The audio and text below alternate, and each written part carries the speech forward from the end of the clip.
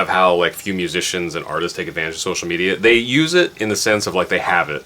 You know, it's like a Facebook account that you don't use. Like they'll set up a YouTube page or a Twitter account and then just kind of like not use it, or it's just there. Yeah, you know, it's just to promote stuff. Yeah. But if you're actually like engaging in it, it's incredible. This is A Band's Life, a video podcast where musicians share their experiences so we can all better navigate the music industry. We talk about jobs and touring, relationships and social media. I'm always looking for new bands that are willing to share their stories. What they're doing well, what they're doing not so well. So if you know any bands that you think have it locked down, send me their info and we can see if we can get them on. Alright, so this week I interviewed RKVC. They're not necessarily a 4-piece rock band, in fact they're a pop duo. But they are 100% living in the music industry. They don't have day jobs, and they work really hard to pull that off. They do a lot of extra social media stuff, especially YouTube, so they have a pretty good grasp on social media. So this podcast is actually going to go a little over time, but that's good because there's a lot of information packed in here, so rewatch if you need to. And don't forget to subscribe on iTunes and Stitcher, like on Facebook, all those good things. Also comment if you want me to do something different or ask any extra questions, or if you know any good bands that you'd like me to interview. So without further ado, RKVC. We do the wrong things, but it always seems to be with the right people. What's up, troublemakers? I'm Rod. And I'm Vince. We're self-deprecating romantic pop rock duo. We're a band. We're songwriters. We suck at everything else. Now we're on a podcast.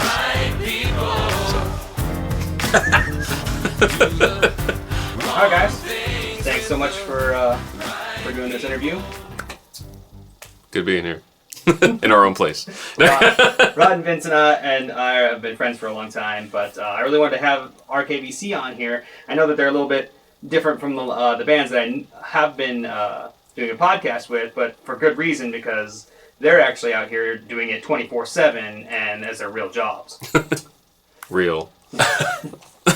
So when did you guys start? The band officially on paper started in September of 2013. We met with music consultant Lauren Weissman, and he actually named this band.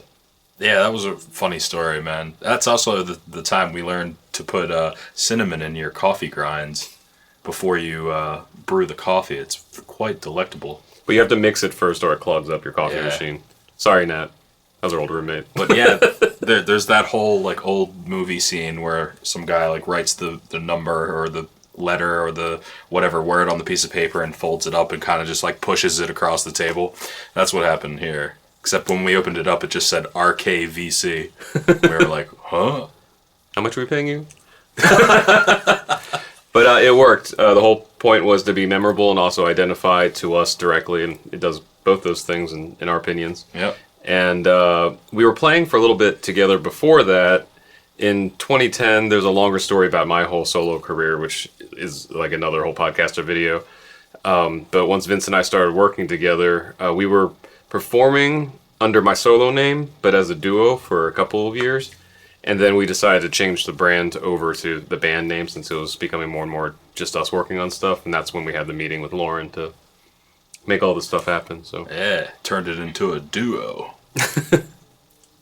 Yeah, I was going to say, you guys are different from some of the other bands I've talked to before because you're like a pop duo. Mm-hmm. Do you think that gives you guys kind of an advantage of only being two guys in the band? There's its advantages for sure, and you know it comes with everything else as well. Yeah, it goes both ways because some of the advantages are all the drummers we've ever played with, we love you guys, but no one's ever worked out really because either someone hasn't been able to perform or they can perform and they haven't been on time or show up to get a gig or something. So just relying on the two of us has been a lot easier. But also, like, some of the disadvantages, like really odd little things just for indie bands to note. Like, if you're going to, like, a battle of the bands and the audience is voting, sometimes it's to your advantage to have, like, a 12-piece band and bring a bunch of people and vote for you. Because we found, like, if we go to a place where we haven't really performed before and we're doing a battle of the bands and it's sheerly, like, a popularity thing, it doesn't help to only have two people that brought, attendance than... Yeah, like a whole bunch of people. Especially if it's not your hometown, which is even harder. But overall, it's a little bit easier. Actually, we were just talking to a friend. We're all under the same publishing umbrella, and there's been some reorganization there. And so for the two of us to decide what we were going to do in that situation, because there was some like legal decisions we had to make, but they were pretty black and white. Like they were set out for us. It was easier for us to sit down and talk about what we wanted to do, but some other friends are in bands of like 4, 5, 6 people, and that's like 4 to 6 people that have to agree on like one decision that's going to affect all of their careers. So I know it's been really tough for them. So it's pros and cons. I mean, couple advantages really. What's the word? Like club owners are like, oh, it's only 2 of you, so I can pay you this much.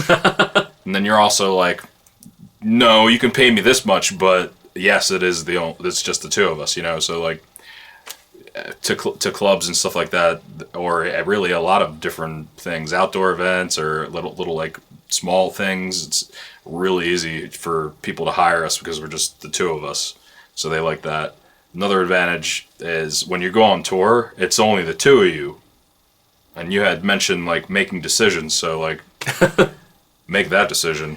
Yeah, and the 2 of us toured for a few years in my Toyota Yaris, not the hatchback. So if any of you are familiar with that, it's a tiny car, and the 2 of us kind of fit in that with all our stuff in the back. And that was definitely a lot easier because we didn't have to take like a van or rent a bus or something. Yeah, and I have you have that piano, and I have like 3 or 4 guitars, and it all fits in that little car. It's crazy, and we get crazy ass gas mileage as well. It's ridiculous. Oh yeah, on that Yaris. But yeah, I mean, overall, it kind of streamlines things, but also, I guess it just depends. Like, we've known duos that expanded to like a 3rd member, or like a bass player or drummer or something, yeah. And that's worked out well. But it's kind of like dating. Like, you have to go through a lot of bad situations to get to the good one. Yeah. So I think that's how you'll know that we made it, is when you start seeing us perform with a regular drummer. That means we've been able to get one of like the 10 people that show up to gigs and is good. Right. Well, also that's another problem. Like the people who are really good and show up on time are in other projects that are really great, so we can't like, pull them away from that either. So Yeah. So you guys are musicians, but in the last few years you kind of focused more on like social media and especially YouTube. We'll talk about a little bit about that. Ooh, speaking of pros and cons, I don't know. Like, so when we moved to LA, it's a long story, but the short version is we ended up at the YouTube space. YouTube has like a studio on the west side of LA, and we went to a music party. We met up with like the staff there, and everything just kind of clicked. Like, speaking of relationships, like we can't cite. A lot of our friends try to like ask us like if there was like a strategy in meeting people or networking or anything. We're just kind of like here to meet cool people and like have friends, because even if we're broke, at least we can be like with cool people, So that really clicked, and they helped us like kind of. We had a YouTube channel, but they helped us kind of like further it, Yeah. And then that just started the dive into the social media world. It's a good thing we're likable guys, because a lot of it comes from the relationships, and being out here as long as we have at this point is one of the strongest assets we have. So that's crazy. And something else that kind of helped with social media, that was part of the meeting with Lauren Weissman that we had talked about before. He was one of the things we were talking to him about was, we were going into our 30s at the time, and now we're in our 30s, obviously. But touring is taking a lot more energy than it used to. And so social media is kind of a way to it doesn't replace touring in the sense, in all the ways that, touring did things for us, but there's a lot of things that it does just as well or more with less like physical effort. Like we still have to like make good things and do good things and more consistently. Yeah. But like last year, for instance, our YouTube channel had 750,000 views. On the social media side, we have friends that do that in a week, or a day even. Yeah. So it's not a big deal to them. But for us, we wouldn't have had that many eyes on us touring every crappy bar, in the Midwest to the East Coast. So that's definitely helped kind of get like the gospel of RKVC out there. Yeah, touring's hard. YouTube's easier. That's fine.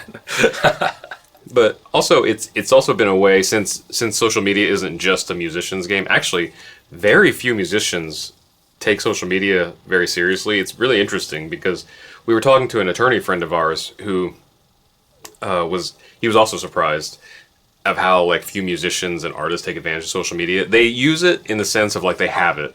You know, it's like a Facebook account that you don't use. Like they'll set up a YouTube page or a Twitter account and then just kind of like not use it, or It's just there. yeah, you know, it's just to promote stuff. Yeah. But if you're actually like engaging in it, it's incredible. Like the friends and fans we engage with in YouTube and Twitch and lately Mixer and stuff. Yeah. It's created connections we never would have expected before. You got to build your socials, man.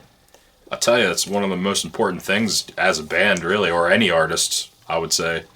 Facebook, at this point in time, Facebook and YouTube are like the kings as far as like artistry, but I guess gaming too has now become somewhat of an artistry, and Twitch is killing it with that. So, like, get on social media, especially if you. That's the thing is, if you already have your profile set up, everything's there, feed it.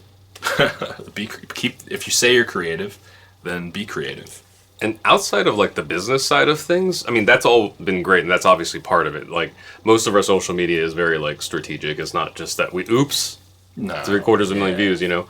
But on the other side of things, you know, when you tour and do the music thing like traditionally, you often, after you leave a city, you don't usually get to see like the effect, if any, that you had on something.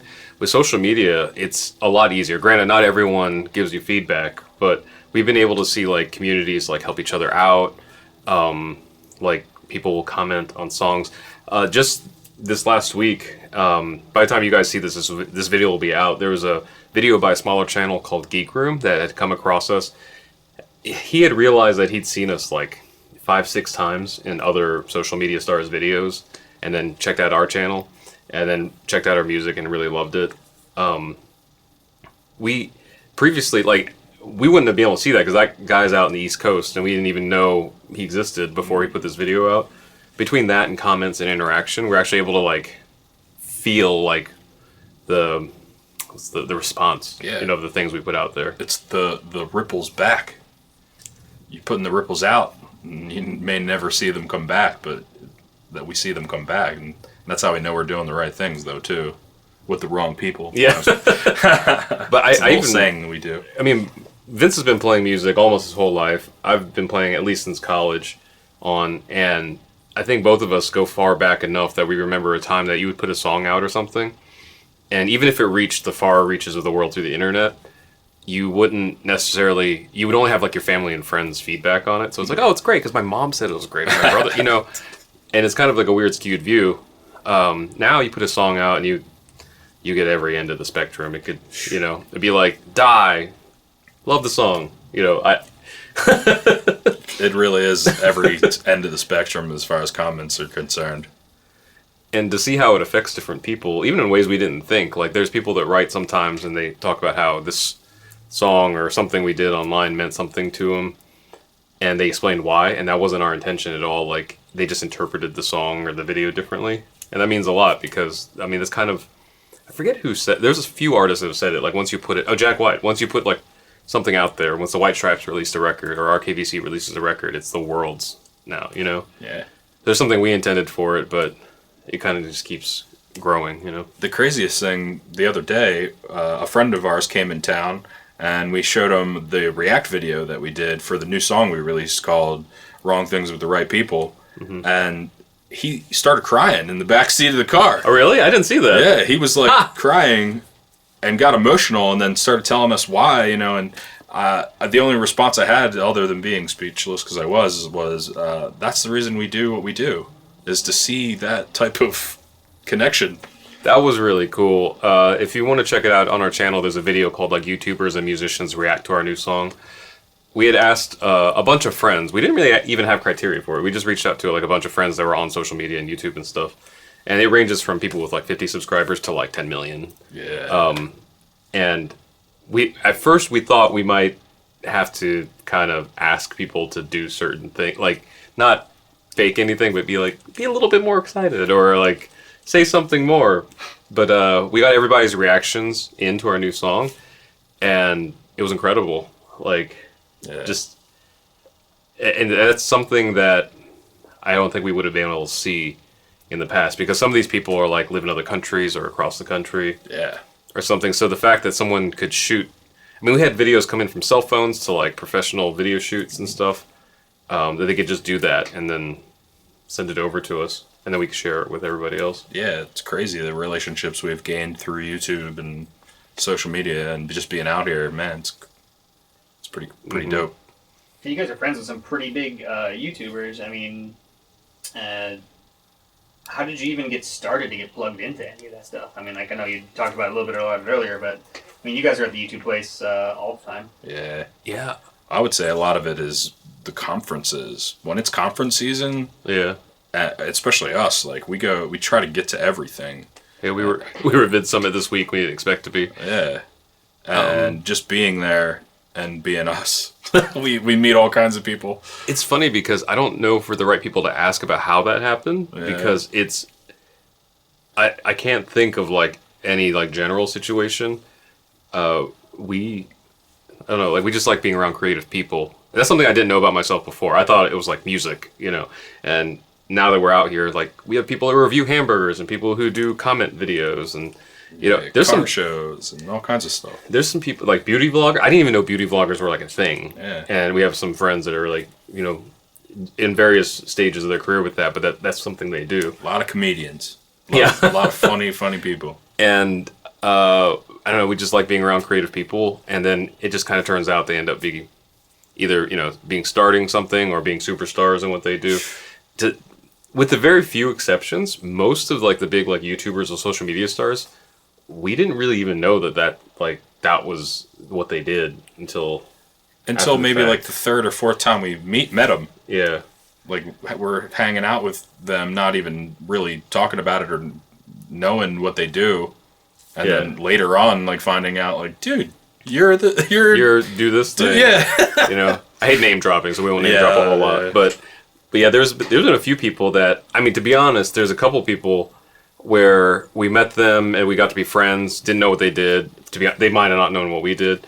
We got to be really good friends and really chill. And then when we did find out they did social media, we actually checked out their content. And it was, like, to me, horrific. Like, not a judgment in, like, people who do consume that kind of stuff. Or, I just didn't... I'm glad it happened the way it did, because I think if I would have, like, consumed someone's, like, online persona before meeting them in person, I might not be friends with them.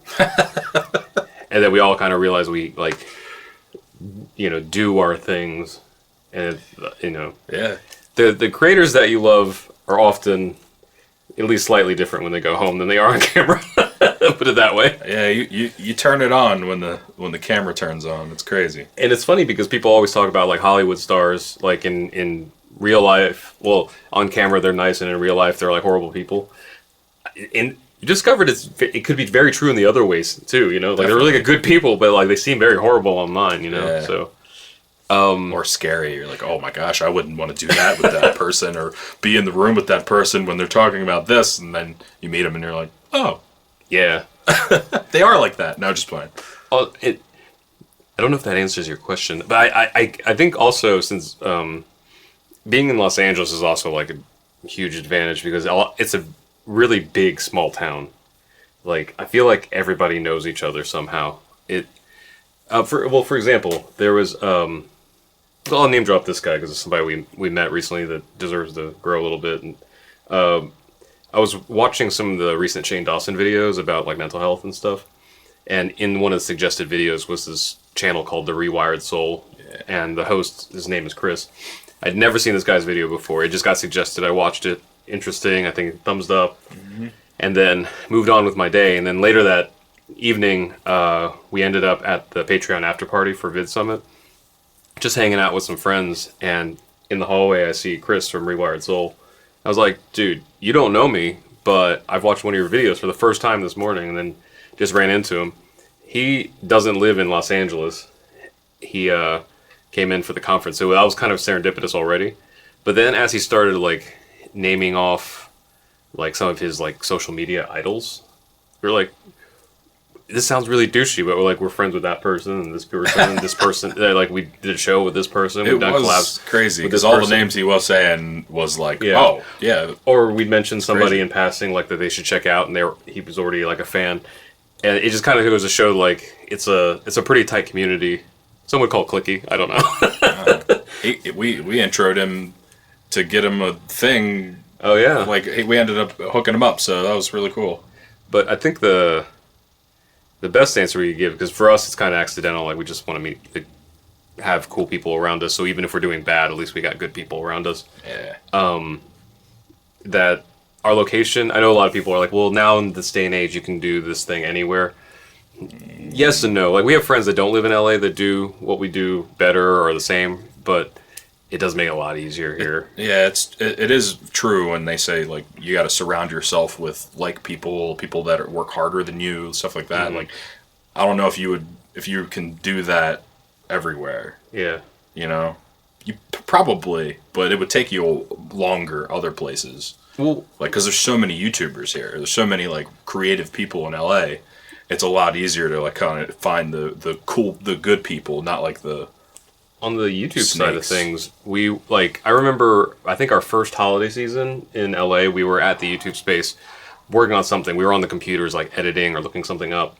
And it was kind of quiet. And then our friend Kat McDowell just like ran in. She was like, "You guys want to be in a Christmas music video?" And we're like, "Sure, when?" She literally just grabbed us by the shoulder. And the shot was already going. It wasn't even like they were starting the shot. They were like moving down the hallway with the cameras and the lights and everything. They put us at the end of the line, and she was like, "Just do this." And we're like, "Okay," and we were doing it, and then we were in some like Nickelodeon Christmas video, like that. I mean, just stuff like happens like so quick. From the editing room to the stage. Yeah, and then on like the music side of things, like it's so there was a teen movie or like a pre-tween. I don't know what the terms are anymore. like a younger girls like movie about like some girls starting a band, and we have the main credits theme song in that movie. Granted, it's not something that is for us necessarily, but when we got asked in like another podcast, like how did that happen? And it's such like a weird story because it was being here. We were at a YouTube project. Yeah. One of our friends was cast as an extra in this thing. He was like, these guys would be perfect for a cameo as well because they were doing this like cameo scene.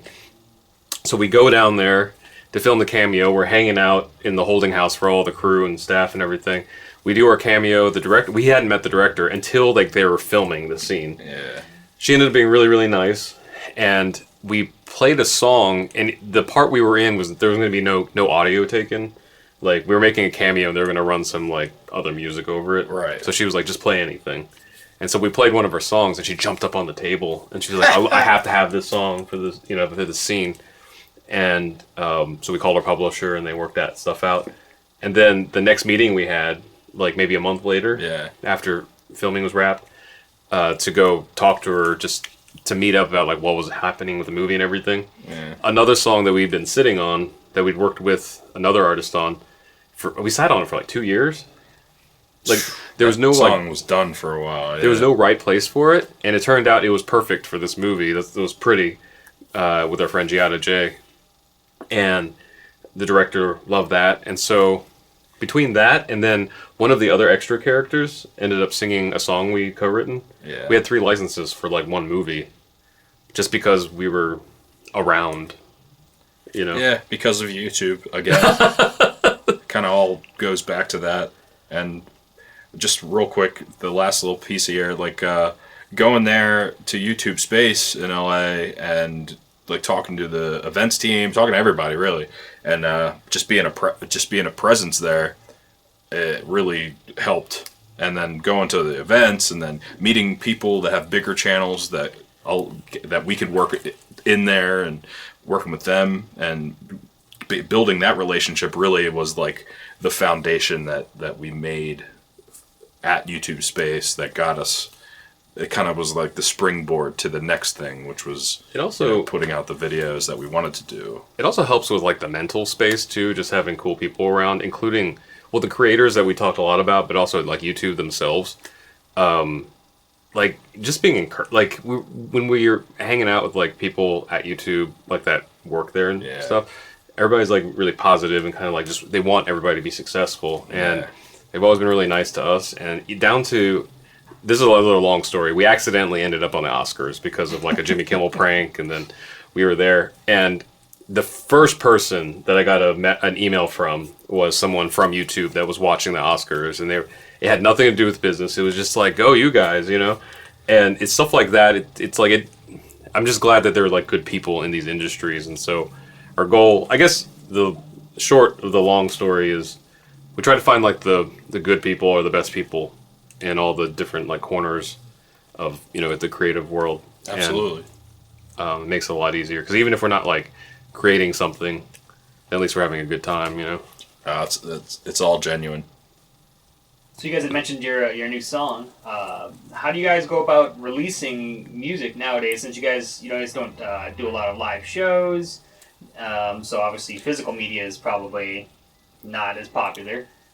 It's crazy to even like think that like physical media this time around wasn't really even a thing for us.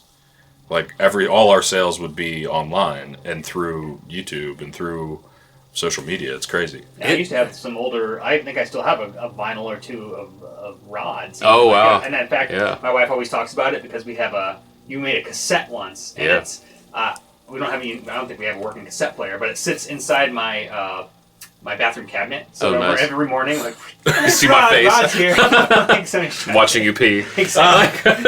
With the girl pulling your tie. Right. That honestly, we're still figuring out that landscape.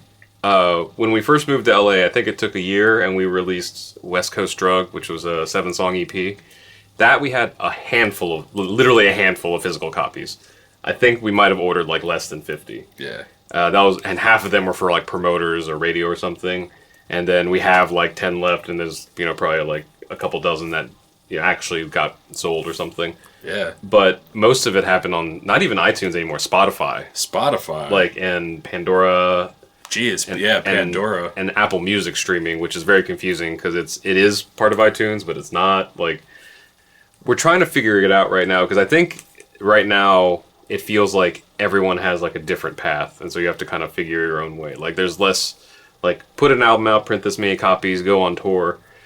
Because even the touring thing, man, it's so hard. Like, I remember when iTunes first kind of blew up in their download store, I could do a solo tour, play at a college, not bring... I would have merch, but I didn't have to bring merch. I would just ask the crowd, like, download one of my songs. And if there were 200 people there, it was like $200, like that, you know? Yeah. Now, not only are we just asking people to, like, stream something, like, add it to a playlist, we have to ask them to remember to, like, go back to the thing that they saved before. And also there's, like, an infinite amount of like free music for $10 a month. So that's where the social media kind of like helped keep stuff in line. Like, we have friends and family that we were like, what'd you think of the new song? And they were like, you have a new song? Yeah. Like, literally that's all we've been promoting for like a month. So yeah, the part of what we tried recently is we tried including the audience in the writing process. So we vlogged writing Wrong Things, Right People as much as we could.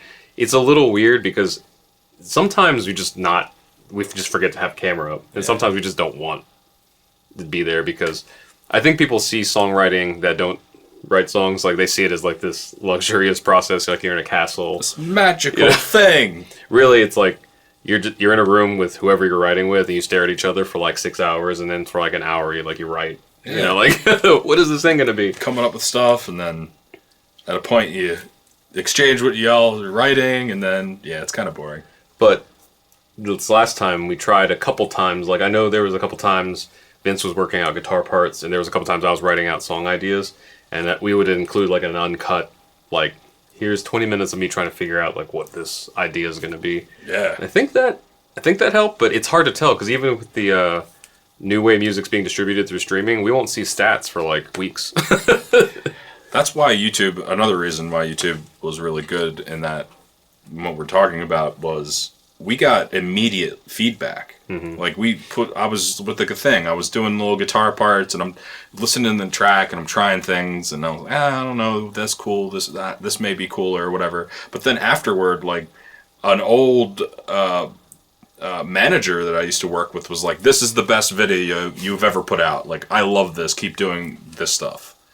Now if we can get like 1,000 more people. Yeah, so it's just like really, really weird. Because there's gonna be people that don't, and like, they don't. There's no connection there, but then the others will. You're gonna have that. But that was really cool. So really, I think that one of the biggest changes is we went from, it used to be popular, like, kind of keep your music to yourself. Like, you can't hear this until you pay, or like and then for a while everybody was like, give it away for free so that you have exposure, but then it became oversaturated. And so now we're just trying to make it available so that whoever, for whatever reason, if they want to listen to something we put out there, that they don't have like a wall. Like, they don't look it up on their favorite service and it's not there. Yeah. So we're on so many services that we don't even know. Like, we were in a friend's Tesla the other day, and they're like, "Oh, I have Slacker radio. I wonder if you're on here." I'm like, I honestly don't know. Yeah. There's a list like this long of like distributors that also have like sub-distributors. Yeah, that is the big lesson there, is make sure you have your music on everything, because you don't know what person is listening to on what platform. So might as well try to do it all, Mm-hmm. What do you guys use for getting it on everything? I know a lot of people use Distrokid or the Tunecore, stuff like that. Yeah, we've used a few of them. We used to be almost exclusively CD Baby. Yeah. And then for some singles, before an album release, we used to use Tunecore. We're not a huge fan of like the pay every year, because it's kind of expensive. Yeah. But then this time around, we tried Distrokid for the first time. So far has been great. Mainly because almost every YouTuber friend we have uses Distrokid. Specifically, because if you're not familiar with Distrokid, most services like CD Baby, you'll pay like, I forget what it is now, it's like $50-$60 or something to release an album, which is fair, because if you think about like pressing CDs, it was much more expensive than that. And then Tunecore, it's like, is it something similar? I can't remember anymore. It's probably around the $50 mark. I think Tunecore, one of them makes you continually pay. It's every year, yeah. I think CD Baby, you pay like $50 for the CD, but they take like a very small percentage, yeah. 10%. Is it 10? I think it's almost. I thought it was. I don't know. I don't look know. it over. But Tunecore was every year, and I think it was around the $50 mark too, or a little bit less because it was every year. But then Distrokid is a flat fee. I believe it goes as low as $25 a month. We use a tier that's like $30 or $40 because it allows you to put your own like record label information and publisher information in. Yeah. That's a year, right? Not a month. Yeah. For a year. Okay, good. Oh yeah. Sorry. So for a year. For like 30 some odd bucks a year, then that allows you to put out as much music as you want. And with the way we've been doing things, we're releasing singles before an album, and also Christmas music and stuff. So far, seems to be really nice. Also, they've been the most like automated, but also really responsive customer service so far. And we've loved CD Baby. They've always helped us on stuff, but there was a few things that, for example, RKVC is all caps. Almost every digital distributor doesn't want all caps because usually iTunes doesn't take that. But we know that they take it from ours because we have, 6-8 albums up like that. We talk to them. Used to be with CD Baby and even Tunecore, we'd have to like physically call someone and they have to manually fix it, which is fine because at the time we were only putting like an album out each year or a single every couple months. Distrokid, I won't reveal the secret, but I talked to somebody once and they showed me how to do it so that we don't have to deal with them on that issue anymore. And it's nice. Also, if you're ever wondering how people get some of these extra things, I think it's through Distrokid because with CD Baby and Tunecore, unless they've upgraded stuff since then, we've never been able to put our lyrics into like Apple Music and iTunes files. And now our lyrics are searchable and in the file when you listen to our music on Apple Music. And that's something Distrokid did for us. And also in Apple Music, the artist image, Distrokid allows you to like submit something to, which the other services didn't before. So right now we're on Distrokid, but it's a very new relationship. We'll see where things go a year from now. Yeah. You mentioned that you like that you kind of like Spotify. Is that one of your favorite? I know in the past we've kind of had you and I both have had a little hatred for streaming services like Spotify and things like that. I'm gonna be honest. Like, Spotify, we're given a shot now because the audiences like it the most, besides Apple Music. But in my heart of hearts, I feel like I'm like a. It feels like a lover that cheated on me, but I'm going back and giving it a second chance. Oh, Josh has been there for a few of those personal ones that were actual. With me, not him. So there's a whole nother podcast I can go on a rant on about what I feel like are the wrongs of the business practices of Spotify. But the necessary evil right now is we're not Taylor Swift, so it only hurts us to not be on there. So we're giving it like a good college try, and some things have improved since then. Yeah. Now Pandora, we'll say, I know it's a little bit of a different beast. We go way back down to my solo stuff with them when they were still like a private company and there was like 6 employees and stuff. Even though it's a similar like financial model, they really, really, really work hard to promote their artists.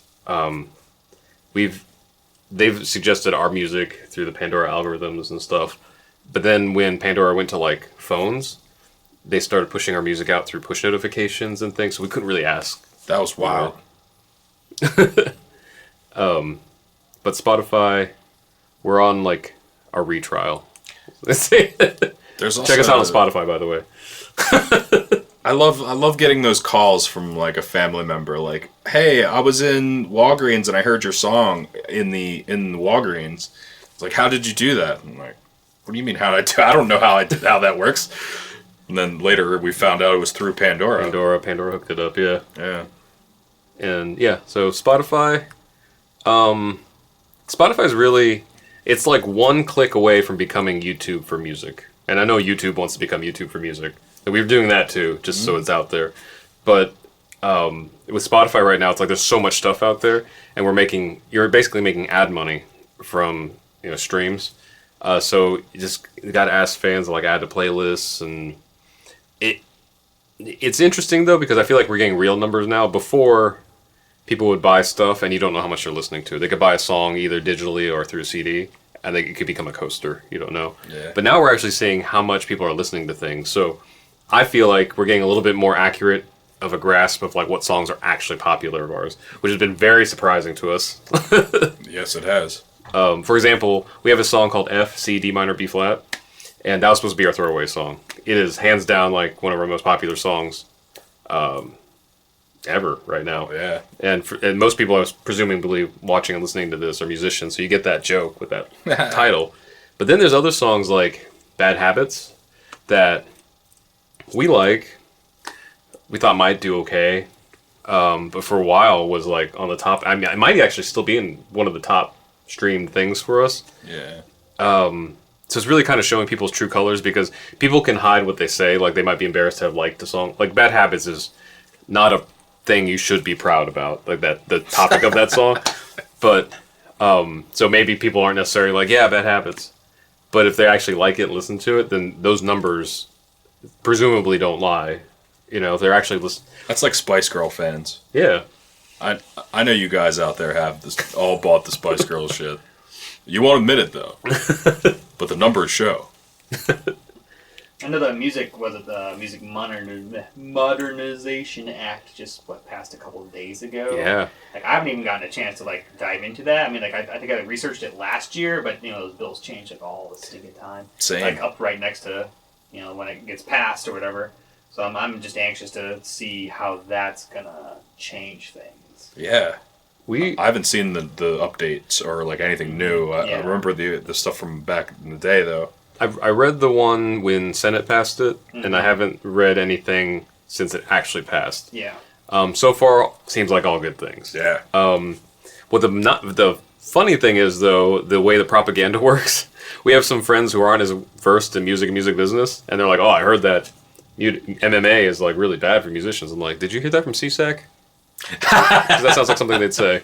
Like, I don't know if you're familiar with the whole CSAC thing. No, I don't know. So like CSAC was like behind not having the bill pass. Yeah. And at least at the time, if I'm wrong, someone correct me. But there was a bunch of our songwriter friends that are like very well-paid songwriters that were so disappointed in CSAC for their stance on the MMA. And I don't know. It's interesting, but it looks like good things. Like things like producers can get percentages now, which seems like a no-brainer, but that hasn't been updated since like the 70s or something. Mm-hmm. Like, Yeah, I know that in the past, up until was it the 1960s, anything that was either before the 60s or the 70s, radio didn't have to pay any kind of royalties on. Yeah, I think that's it was, what the main thing they yeah, were the trying to get past mid-70s. was. And I think that's one of the big things that was it Sirius Radio was like, no, They're gonna go out of because business. They go out of business, like they just because they get to play that crap for free. Like, Yeah. bye.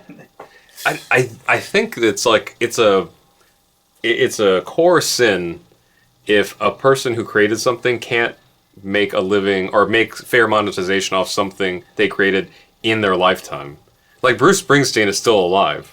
Like the music he has is playing for free on Sirius. That's weird, right? Like, and I think I kind of believe that a little bit of across the board. I know it gets complex when you get into like pharmaceuticals and stuff, but like inventions and things, like, but for especially for music, like it would suck. Like, I don't know if I'm blanking now. Like somebody wrote like a song that like stood the test of time and like lasted, for decades, if they couldn't reap the benefits of that, or in their lifetime. Well, after 70 years after death. Well, after they die, But in That's their one lifetime, thing. yeah. but like if you're still alive, like watching something take off and then not being able to be part of that, I mean that there's something like Oh, wrong man. at its core. That's that the worst scenario. it does affect people's lives. So I'm just glad that like it's finally made it in queue for discussion with politicians who don't necessarily understand it either. That's another problem I have. Yeah. Is somebody who's been a lawyer their whole life and then a governor and is a senator and stuff. Much respect to everything they do, but like they have no way of understanding what it's like for us to like be writing songs in LA and then trying to get make pennies off of what we're doing. So That's what I was kind of scared about. I was kind of like, okay, last year when you look at it, like, all right, this looks okay, and then but you always know like when it gets to the last minute and they're trying to push stuff through, special interests will get in the way, no matter what side of the aisle that you're on, and it's just I'm a little freaked out because this is something that's gonna be with us for a long time, because they're probably not going to come back to it for a while. Yeah, Yeah. they're arguing about other crap. Yeah. This is such a circus out there now. I don't even want to get into it. It's another podcast. Seriously, different channel. So I know you guys don't have regular day jobs, and that's something different from like most bands. Most bands have like actual day jobs and what they do, and so doing their music is actually just that's a secondary thing. Whether they have time and energy for it, you guys do this for your day job. Like, is it all you do, or do you do anything else on the side to maybe like fill in the blanks? We do a lot of different things, but nothing that nothing that equates to a day job. On the music side of things, we've written for a lot of YouTube channels. We've done little incidental music things for, I can't remember if it's film or TV. Probably both. We've done a couple of things that we've signed like non-disclosures on, that we've done little musical favors for, for payment. So I guess it's not a favor. And then YouTube, monetization, sponsor deals. It's another one of those like relationship things too. Like people we know are working on this big series thing, and then like, you guys could do some music for that, and we're like, cool. Like let's talk about it, and we make some money doing some of that. Even like little what do you call, like the short little intros to songs and stuff. Or even the short little intros to the YouTube videos, like little stabs or little like 30 or 15 to 30 second like music bumps and stuff like that. We've gotten paid to do those. Mm-hmm.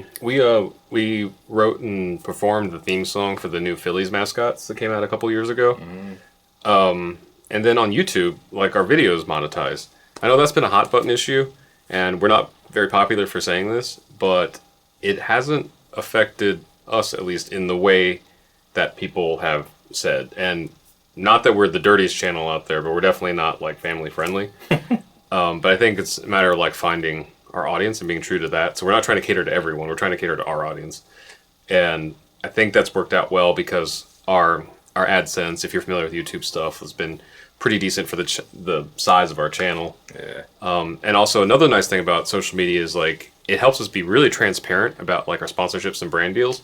So I feel like all our audience, friends, and family like are pretty aware of like when sponsor money is coming in. So for example, we just did a couple things with Monet phone grips.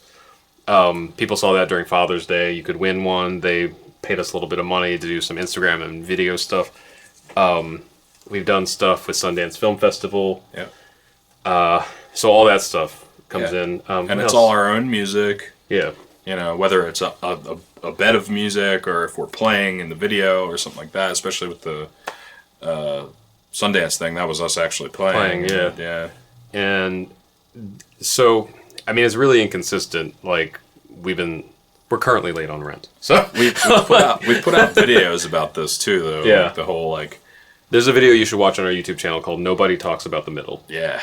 And there's a part in there where we talk about how, like, for some people having a day job is like a faucet. You can turn your income on, and then you can quit and turn it off. For us, we're like, we have a bucket, and it's raining, and we're just running around. Running around collecting water from here, from over here, maybe this guy. Yeah.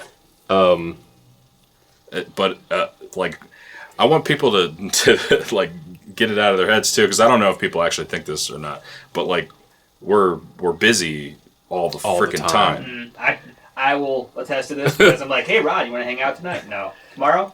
Next week? Yeah. We constantly have stuff. We're at a thing. We're constantly adding new projects, sometimes to the point of where we can't even get to everything. That's another thing, especially in LA and probably this way in other big entertainment cities like New York. There's so many things that were planted a long time ago. So there's projects we worked on like when we first moved to LA like almost 3 years ago. And then they're just now starting to pay us because something happened. Because you know how it goes. Like, you could work on something and then it doesn't actually release to the public for years, but then it just does. Yep. Yeah.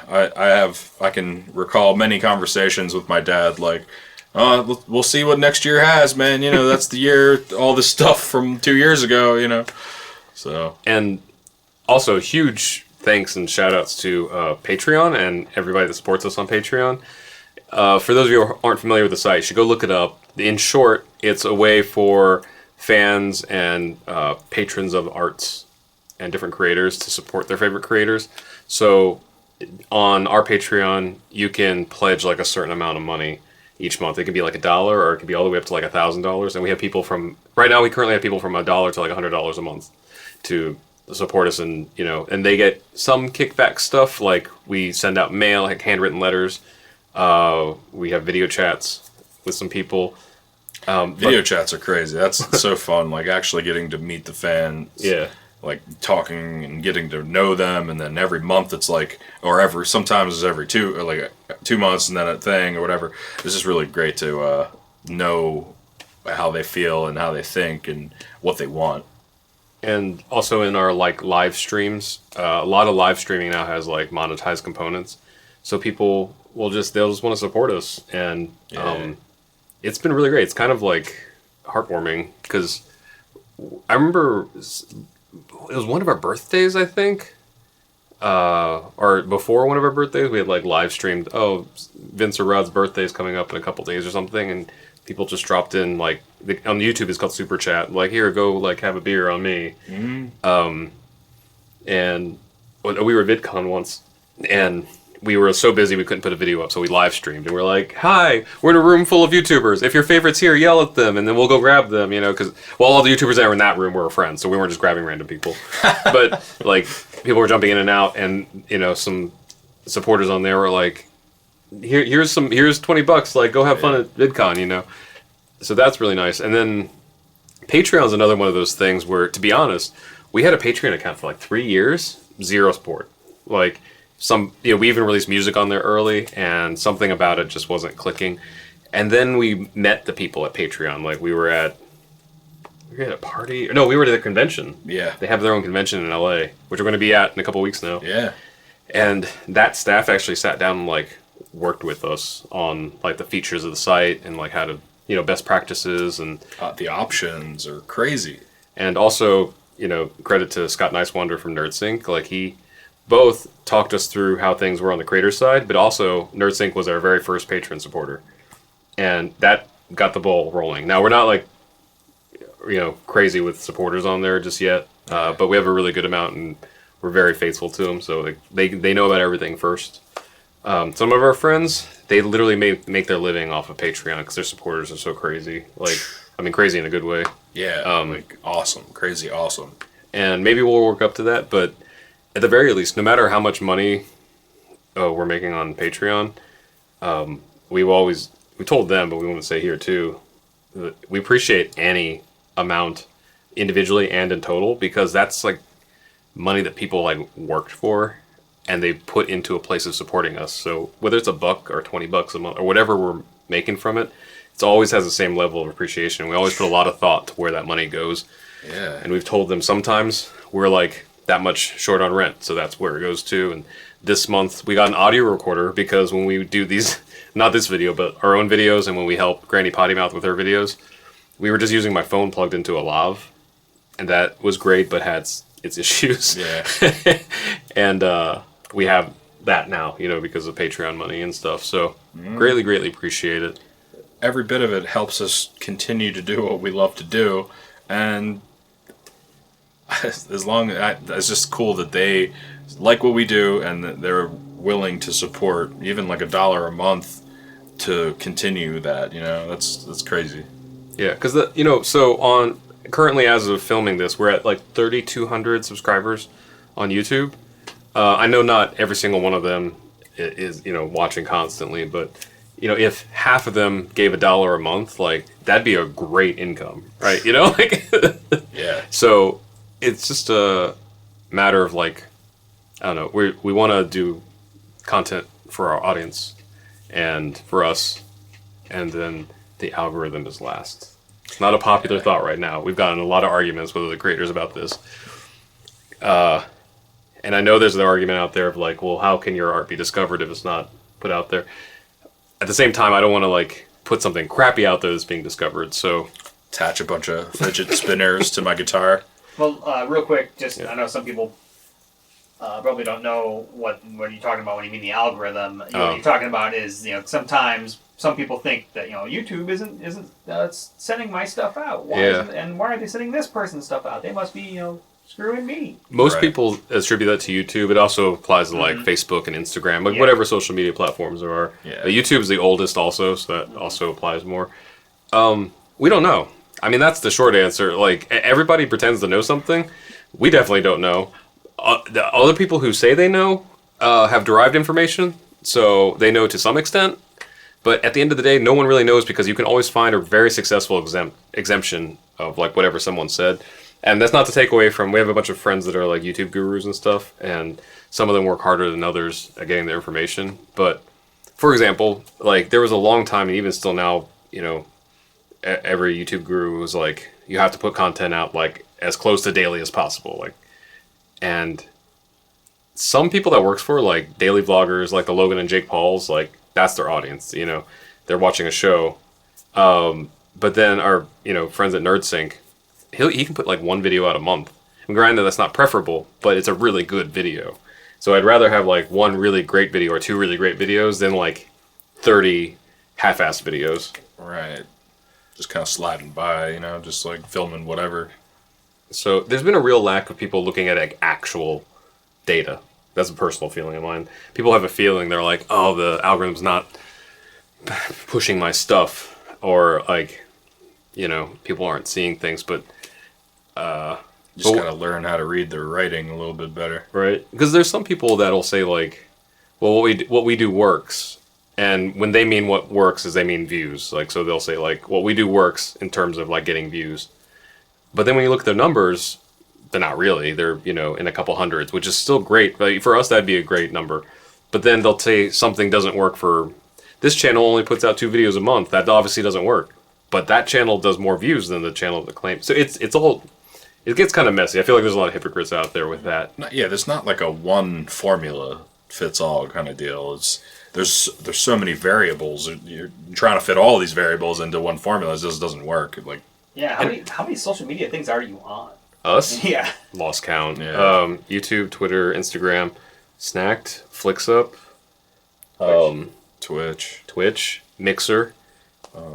Which one's your favorite? YouTube has been like our oldest, and so far our favorite. Maybe that and like Instagram. Yeah. Has been pretty entertaining. Instagram is a little bit easier to consume. I do watch a lot of YouTube though. Like it's kind of replaced TV in a sense for me because I don't like Instagram a lot. I don't have a lot of time to watch like hour-long shows or 2-hour-long shows, but it's digestible. I can watch like 15 minutes of Unbox Therapy or something. Yeah, and then the whole catching up with friends and stuff is easy. Yeah. Facebook's cool too. I mean, it's got its things, people really enjoy, and they're trying real hard too, like with the video side. Vince brought something up that everything's kind of like done like musical chairs. Like Instagram is kind of turning into Facebook if you're really looking at it. You have a wall of photos, you have direct messaging, and you have like live, like not live. Well, you have live stream, but you also have like the stories that are there 24 hours. And Facebook still has that, but I feel like the grand majority of people are shifting towards like the video part, which is what YouTube used to do. And then YouTube is becoming I don't know what, like this, like they have like live streaming, they have the VOD, you can like support people directly on there. They have so many different things releasing, so it's going to be interesting to see where everything kind of like settles, Yeah, there's no like set roads anymore. Like you can't say like, oh, you could just follow this map and it'll get you where you need to go, because maps are being made as we're speaking. It's like people are making their own ways right now. It's kind of like the Wild West in a sense. There's millionaire kids, like 10, 13 years old, playing video games on internet. Or that, was it the Ryan's Toys kid? Yeah. How old is that kid now? Or Ryan's Toys. I think he's probably a billionaire. Not really, but like he's making his family, like everything. They're great people, by the way. They're awesome. We met him when he was 8, I want to say. Yeah. So he's probably 10 or a little over now. Can't quite think of it. Yeah, super nice kid. Their family, his parents have said when we got to talk to him that him and his siblings, which most people don't know about siblings, him and his siblings, they're set. Like for like college especially, but for everything. It's like, yeah.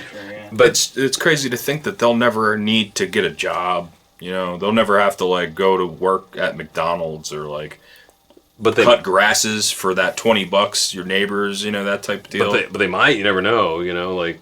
I mean, maybe just for shits and giggles. Just because all they have to do is pull the card out, Mm-hmm. And they got whatever they want. But also, it's like a new kind of hustle because we know some like younger YouTube stars that.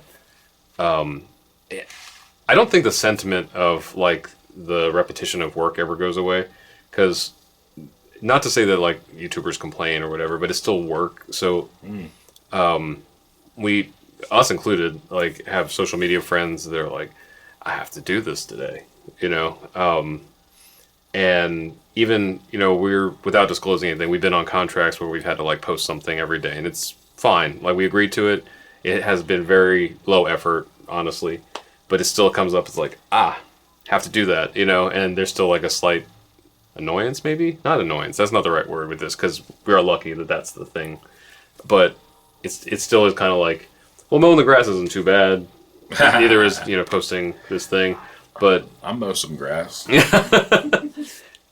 But the YouTube stuff, like, I think we talked to some friends that they're in like the business side of social media, and what most people don't understand is like all those like tips and tricks and hacks and all that stuff, that's like after good content. So maybe there was a time that like you could literally put anything out and like millions of views, but there's so much out there now that you have to have good content, and then all these little things like making something more searchable or whatever helps like 2 to 3%. I mean, that was the exact numbers they brought to us. So like 2 to 3% bump, at best like 6 to 10% bump from your already good content. Yeah. But if you're doing all these tricks and tips. There you go. I'm tired. Hacks on a video that has like nearly zero engagement times like 3% is still zero. So like,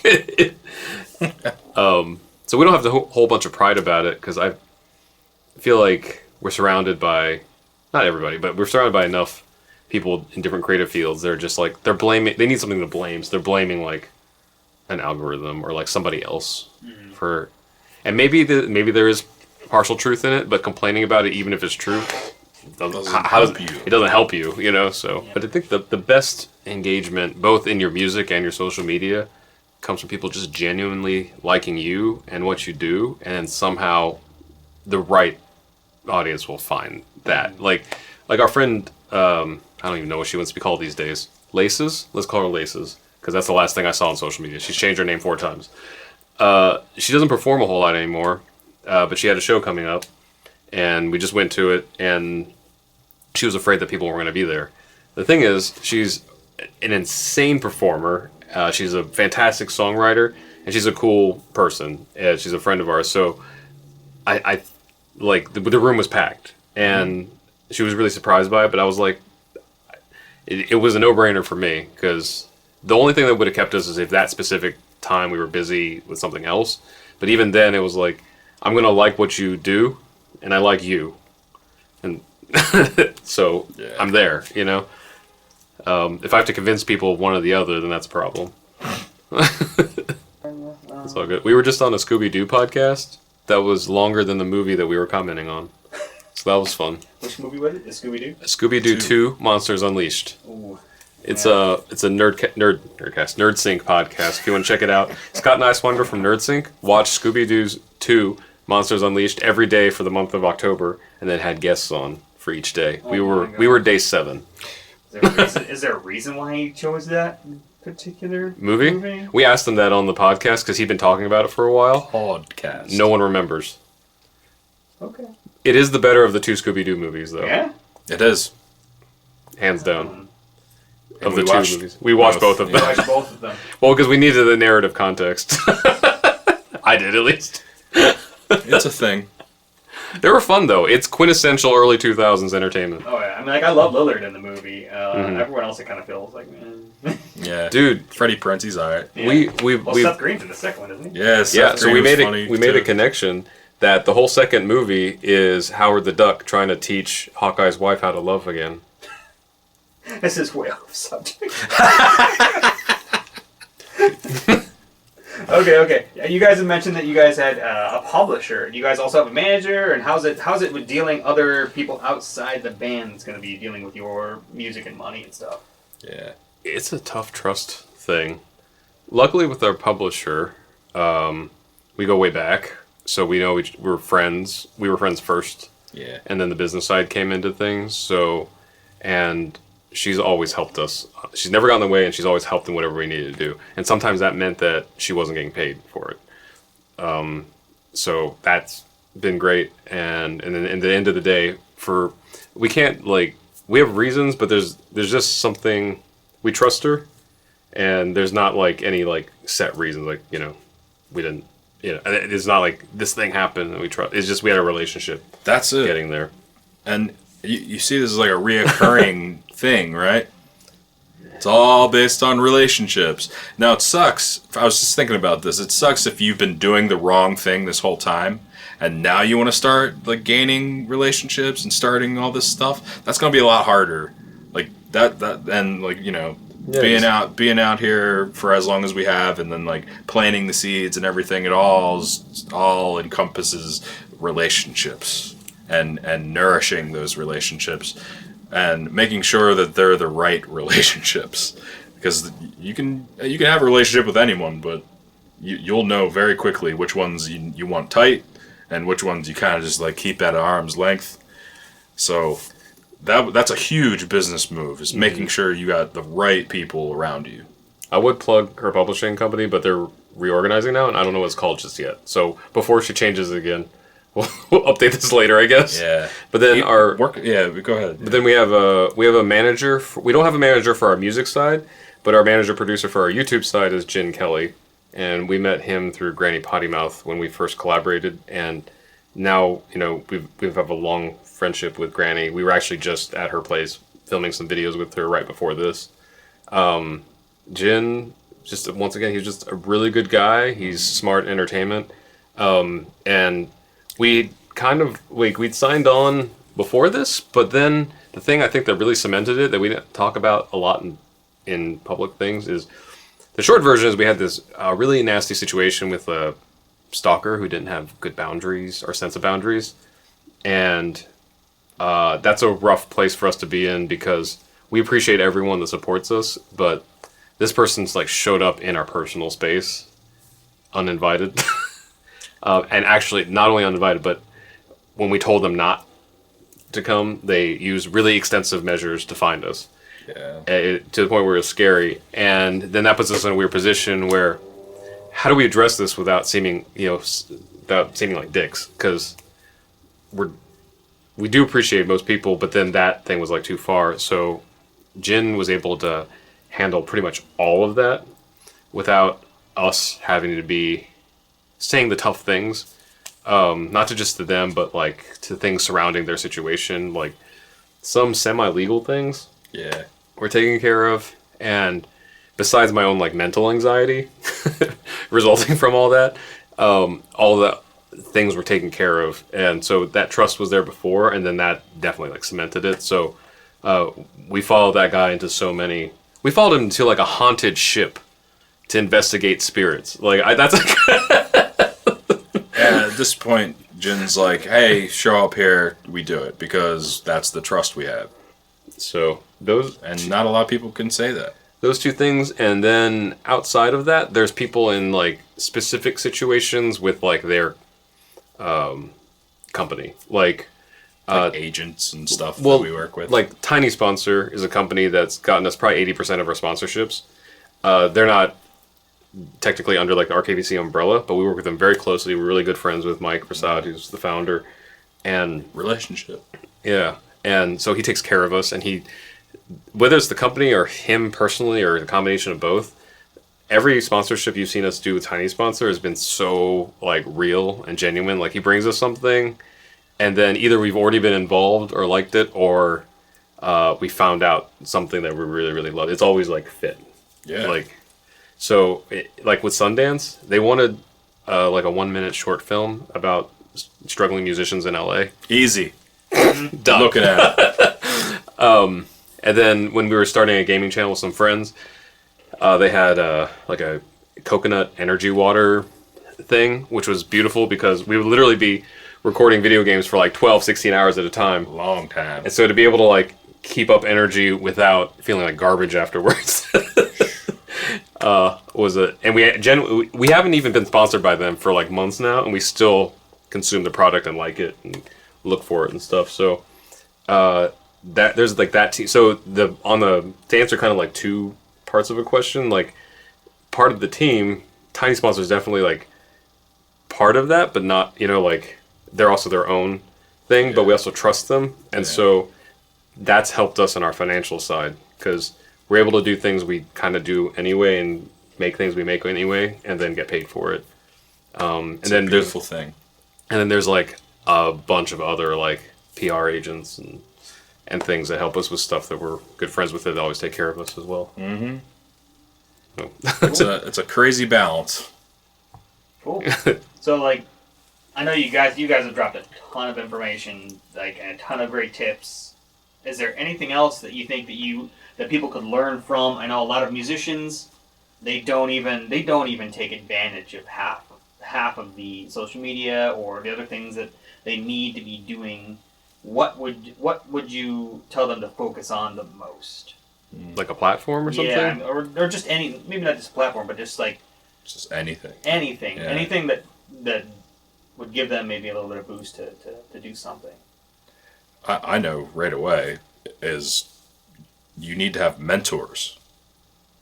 One of the most important things in life, even if it's not music, is you gotta have mentors, and not just one. You gotta have a bunch, and that's where you're gonna learn everything. You gotta be willing to learn though too. Maybe that's even more important than having the mentors. Is you have to be willing to take the advice. Mm-hmm.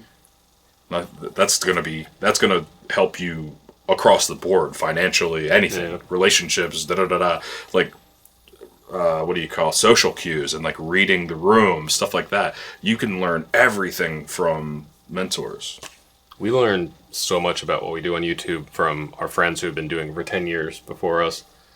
But then as far as like platforms, you're the easy answer, if we wanted a lot of money, we would just look in the camera and tell you, like, do Instagram. It's the key. But that might not be true. I think what you really need to see, if you've not touched it at all, is, like, find what works with what you do best. So, for instance, some people do covers. If you like doing short covers, we've had friends do really well doing, like, a 1-minute cover on Instagram. Or, this is, like, a subjective kind of controversial thing to say, but if, like, you're very traditionally attractive, Instagram might be helpful to you too. Yeah. Yeah. And YouTube, like, if you like doing skits, things are like a little bit longer. I mean, but that's also not, that's true to an extent. One of my favorite channels on YouTube is ProZD. He literally does 6 to 30-second videos.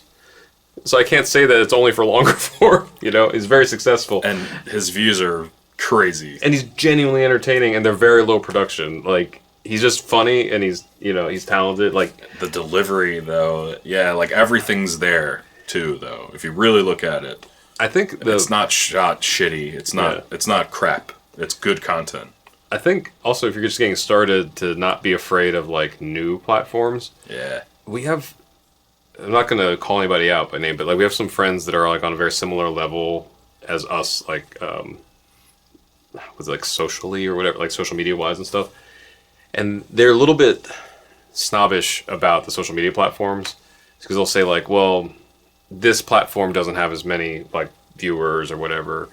But if it fits what you do a little bit better, or even at all, I think there's no shame in trying to, like, tackle, like, a small pond, you know? Like, yeah. And also, that's kind of just, like, an asshole thing to say as a person. Like, that something's beneath you like that. Yeah, you have to go into all of these things like you don't know anything. And you learn from there. Don't go in, like, with these conceptions that, like, oh, this is going to work because I read a book. Because it's hard to understand because, like, I think, like, YouTube is a good example because it's been around forever. There's books, there's speakers and videos about how to be successful on YouTube. But they're only as true as, you know, you are similar to their situation. But we've been on, like, Snakt is probably the biggest small platform that we've been on. I don't know if that makes sense. They've been growing, like, a pretty good following, but when I think we signed on with them literally at their launch party. Mm-hmm. And they've been great to us. Like, we've done short form, long form video. We've been through every incarnation of that app. And they've had varying levels of success, and some people that might not be at their level. For us, it's great. And most recently, everybody's talking about Twitch, like live streaming on Twitch. We're definitely on there, and we're trying to expand that more. But our friends over at Mob Crush told us that we should, like, start looking into Mixer, which is Microsoft's answer to Twitch. And honestly, it's been great. Yeah. Because so many creators are not wanting to go over to a platform where, you know, there's, like, a smaller fan base and it's, like, new. There's literally, like, I don't know what the exact ratio is, but there's a huge ratio of, like, audience to creators. Like, there's not enough creators to fill all the audience needs. That's right. So there we are, you know, like... It's kind of the same way with the music platforms. You kind of want to just be on all of them anyway, mm-hmm. because you don't know what's going to happen. And you might as well give it a shot, you know? Like, I didn't know...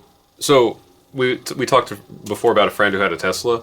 So back in the day, I want to say almost 10 years ago, like, Slacker Radio was one of the options you could have on, like, CD Baby or something. And I think a lot of people just unchecked it because they were like, it's not paid. Yeah, what is it? What is it? You know, it's not Apple and it's not Spotify. But then we got into this friend's car, and I've never been in a Tesla before this. And he turned on his radio, and the default was Slacker Radio. Yeah. And now you can't get in on it. If you weren't already. So you just don't know, you know? Also, that's how a bunch of these OG YouTube stars, they took advantage of a little platform called YouTube before anybody knew what it was. So, you know, embrace new platforms. Yep. But I think the short answer is kind of look at what you do and what you make with this music or, like, visual art or something, and what is the best platform for you to, like, showcase that. Mm-hmm.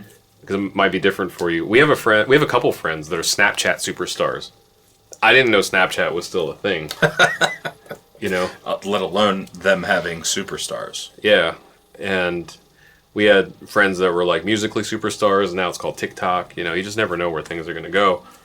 But then also, you know, have a presence a little bit on everything. But at the same time, if something's not for you, I think that's where growing the team is useful. Yeah, things become a little bit easier when you, again, surround yourself with the right people. Because it does get a little overwhelming. Like, we're on so many social platforms that sometimes, and we just manage it ourselves, sometimes stuff just falls to the wayside.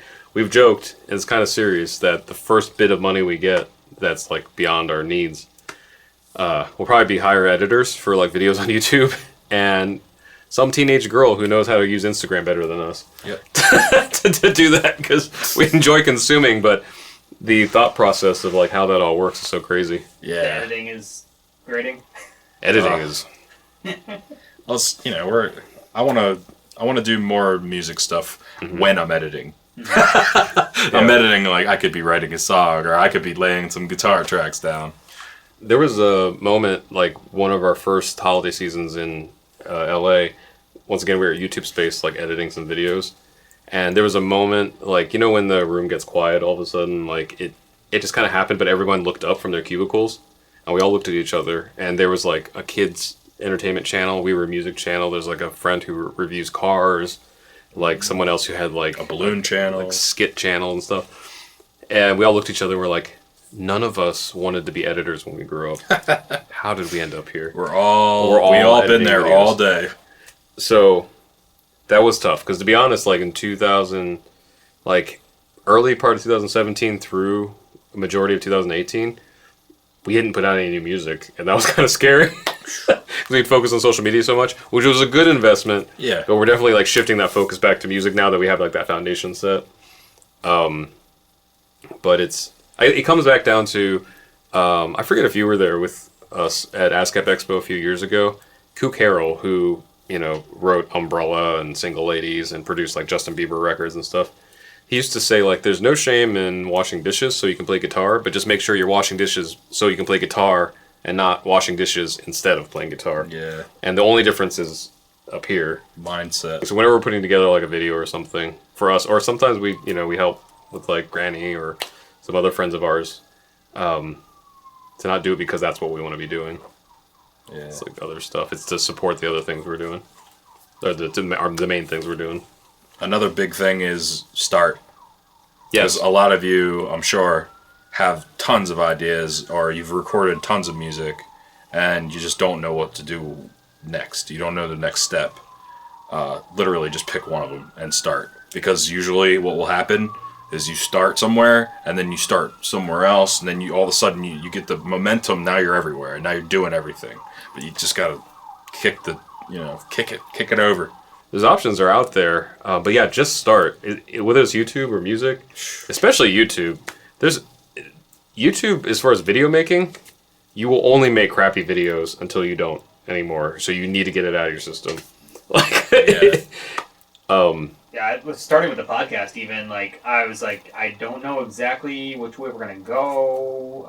I was like, you know what, I just need to do it, because if I don't do it, I'm never gonna figure it out. Yeah. I'm gonna sit here and think about it and like, oh, I don't know about the name and this and that. I was like, you know what, I don't really care. We're gonna pick a name or we're gonna go. Yeah. Because we can even change the name down the road. It doesn't matter. Yeah, and that goes for music too. Like, even though I said like I understand you wouldn't want to put something out beforehand, knowing the process, like there's a lot of things that you can't explain to someone who hasn't done it before. Like going through the whole CD Baby or Distrokid process, we can tell you in terms of what things are like. Yeah. But you'll have a better sense like doing it yourself. So even if it means like put your own music out, but maybe if you don't want to do that, like put something out under like another name or something, just so you know the process. I feel like another big one is don't keep everything so close to you. Like you gotta kind of have to cut the personal thing out. Not all of it, but a lot of it, because I feel like a lot of people are holding back their good stuff, thinking like this is the best song I've ever written, or this is the best video I'll ever do. Like I need to put it out at the right time. You know, I gotta surround the right people. Like you're always gonna, if you're a songwriter, if you're a creator, if you're a video maker, you're always gonna write a better song. You can only get better. You can't get worse unless you purposely want to be worse. And then you can always make a better video. So that's what I mean about like kind of have to cut the like everything's so sentimental and personal to you. Just share it. Get it out there and share it. I feel like that's something I've seen that needs to be said, and people need to like heed that. But also take good criticism when it comes to improve your stuff. There's a lot of people who just do not take criticism well. Like, and that's again a part of that personal like you got to take it as what it's called. Mm-hmm. You know what I mean? It's called constructive criticism for a reason. Because I do support, like, I love hearing like very inexperienced musicians. Sometimes in some new songwriters and performers, it's a charm I actually like about it. But at the same time, I'm not one of those people who thinks that like no song is bad. It's subjective. I'm a firm believer that there are bad songs, and there's bad engineering, there's bad producing. So obviously try to work those kinks out, but you won't know until you start, you know. So yeah, like my first album, I want to say it cost me like thousands of dollars. That was an expensive lesson, but it did pretty well. You still have vinyl up in your place, like. Yeah. And it put me on a tour and everything, but I definitely learned things from that, both business and performance and songwriting wise, that applied to everything ever since then. Like, yeah. So we've given you some of the hows, some of the whats, and some of the whys.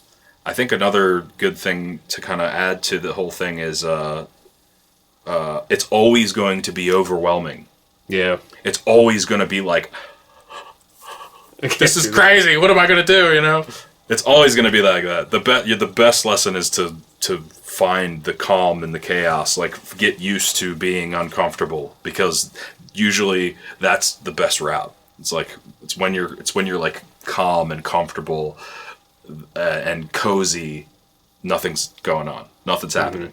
But as soon as like you putting yourself in these uncomfortable situations and you're talking to people you normally wouldn't talk to, that's the stuff that's gonna like explode. That's where you're gonna get the relationships and the jobs and create more like crazier things. This is a more enriching life in general outside of what you know your art and your music. That's hard for me too, because like I recluse, so you know I want to be like inside and I don't want to talk to people as much. But like some of the best things that's ever happened to me are those times where I stepped out of that comfortability, you know.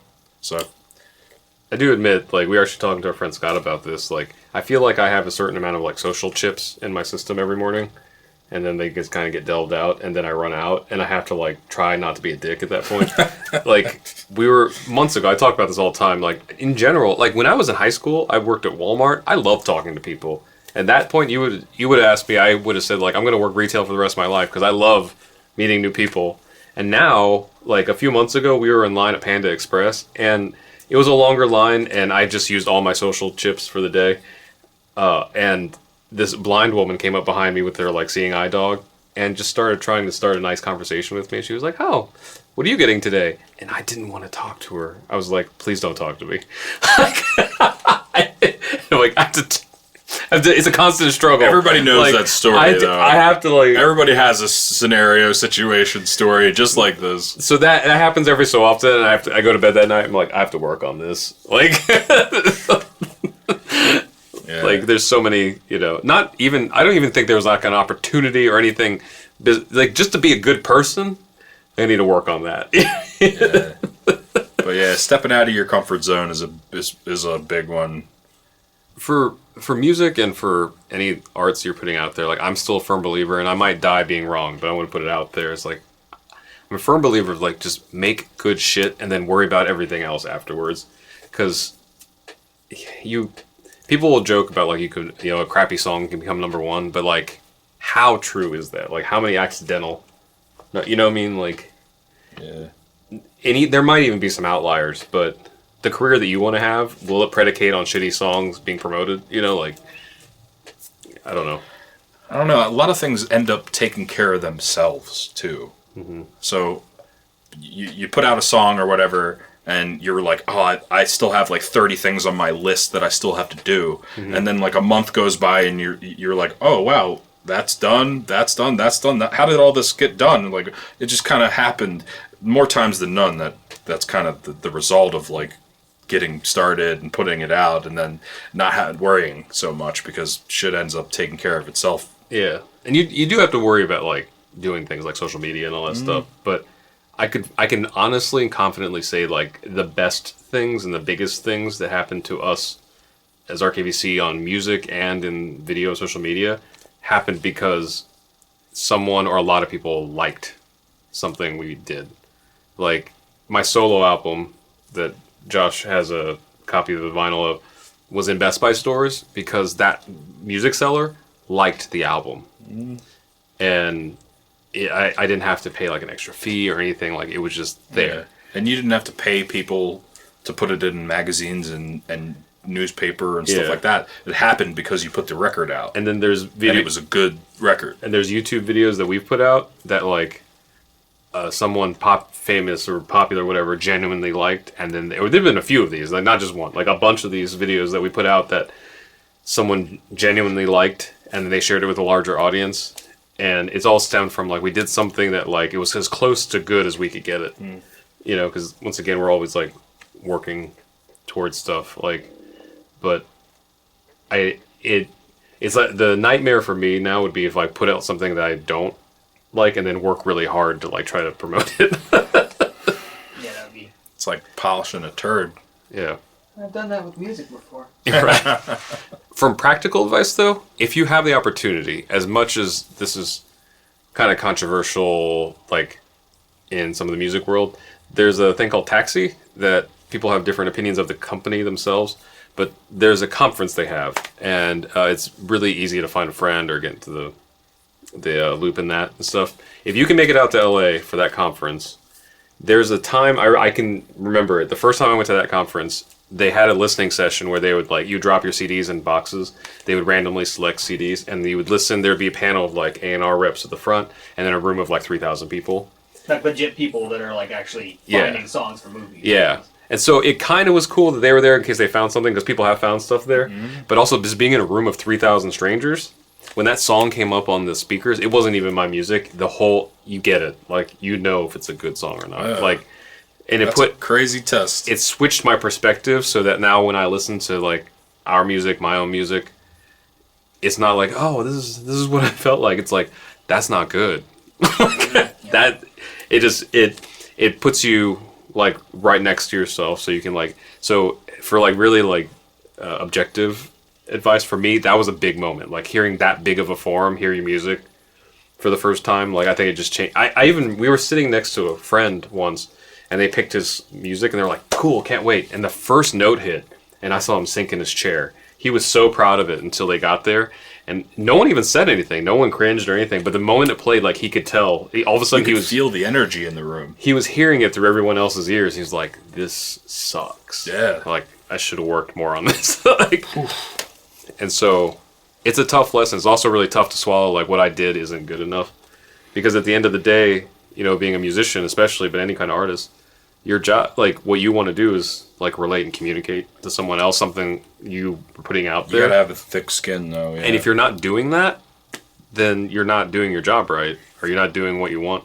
to right. You know, so you got to be able to take that criticism too, because if you don't, I think I went there with you, and people would start like almost arguing with the panelists. Right. Like, no, this is good. Like, no, dude, I do this for a living. Yeah. I choose songs for movies for a living or whatever. No, this is not going to work. We need to work on this. And some people are just in denial, but they need to be able to take that constructive criticism like you were talking about earlier. And it's tough. That goes back to like having people you trust, because sometimes, I mean, there's a million people that'll tell you to try out for The Voice, you know, or you should have added this part to the song or something. There's a UK band that I did last week, and they were like, "Oh, everybody wants us to be on the X Factor." Yeah, right. That's funny. And I mean, it's not, if you watch our YouTube videos, it's an ongoing joke. Every time we do 7 types of people, someone wants us to try out for The Voice. It's hard. Like close friends and family, I feel like will never be truly objective with you, like because they kind of have a stake in where you end up, you know. But like getting people you don't know, they could be objective without that bias because they have no stake in how shit ends up. So like getting outside of your friend group and everything, getting other people to listen to your music, a room of 3,000 people on, that'd be amazing, right? Or a nightmare. Yeah. or a nightmare, Dude, depending on speaking of what you're you- gonna learn either way, right? Speaking of what you were saying, like, there's so many times I've heard the argument of, like, the recording quality is not up to what it should be, and the person's argument is like, well, I was really going for this, like, organic, like, vintage feel. Vintage isn't interchangeable with crappy. Like, there's, you know, and maybe it's not fair, because some people, like, not everybody can make Back to Black by Amy Winehouse. No. But she did. So, like, it's possible, and you might have to, because she did an album called Frank before that, which I really love, but to the general mainstream isn't as good as Back to Black. But she worked on it, you know? Yeah. And, I don't know. You have to want your success more than your excuses. It's tough. Yeah. I mean, you know you're doing the right thing when what you're doing is bigger than yourself. I mean, I don't envy, like, metal bands and, like, scene bands and stuff, because I feel like it's very expensive to have the recording quality that you need for that kind of stuff. Not as expensive as you'd think. It should be expensive. I'll put it that way. It should be expensive. Like, to, you know, have to get, like, a good, like, drum sound and, like, get the guitar sounds you're supposed to be getting and stuff. the right room. But also songwriting, like, sometimes people just don't take enough time to write their songs. Or to demo enough songs before they go into the recording, you know? Yeah. Yeah.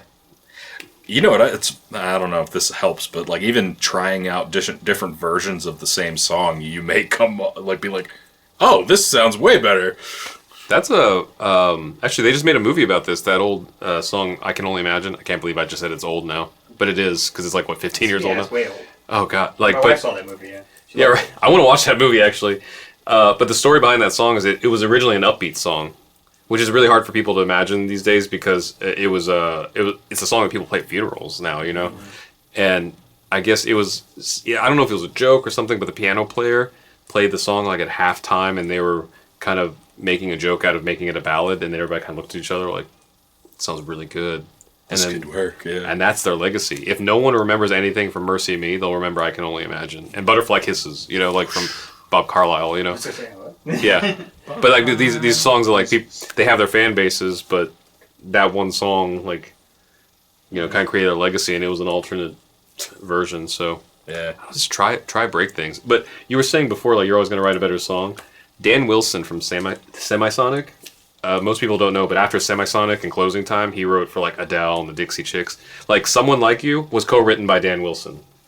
Dang. And we saw him speak at ASCAP Expo in LA, and he had mentioned, like, someone asked him a question, actually. They were like, what do you do if someone copies one of your songs, or one of your, you know, demos leaks before, and they take it and it does something? And he's like, write another song. You know, because he's like, if you only had one good song in you, you're not a songwriter. Yeah. You had an accident. You know?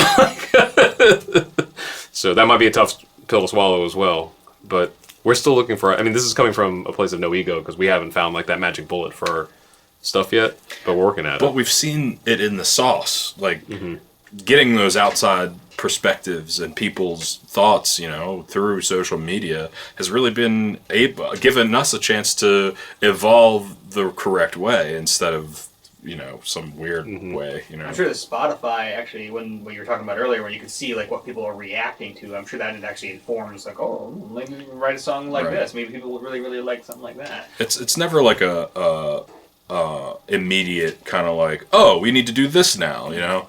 It's kind of like you take it all, Yeah. and you With kind of grain like salt. move it around a little bit, and you look at it like, I think that's new. I think that's a way of doing it. We haven't quite clicked to that yet. Yeah. Because the songwriting process is still like a personal Yeah. part for us. But it's not to say that the other way is wrong either. Like, I don't know about you, but like, I'm one of those guys that's like very difficult for me to write something that I don't have something to say about. So like, in that sense, I'm not a good staff writer. You know, but a lot of times, like, the songs that people like are like kind of universal in feeling. So it's not usually a problem. But if there's something specific, like, okay, so our friend Maggie Gabbard, who's now known as Tate, one of her first singles, we shared a producer, Richie Rubini, who asked us to co-write something with Maggie. At the time, actually just write a song. So we started writing the song. We had some really great musical ideas, some general concepts, but we got one verse and a chorus in before we realized, at the time she was 16, we realized this sounds like two 30-year-old guys trying to sound like a 16-year-old girl. So we needed her input in it from that point on, and she's actually grown to be a really great songwriter herself.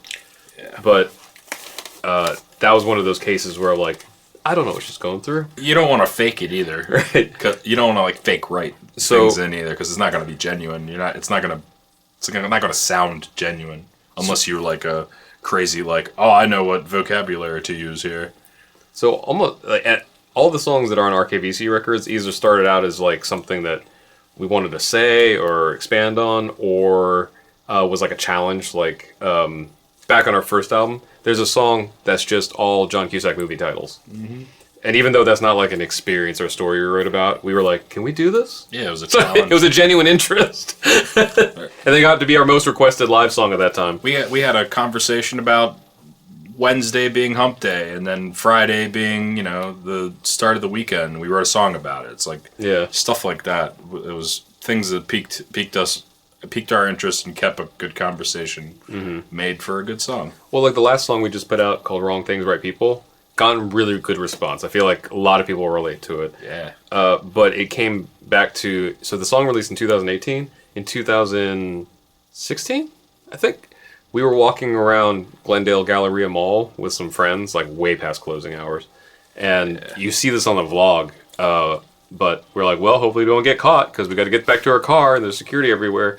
And out of like just general conversation, so what happened, I was telling the friends like, well, it doesn't really matter where we are, just as long as we're doing it, is who you're with. And our friend Mish, who we were with, she was like, that's so corny.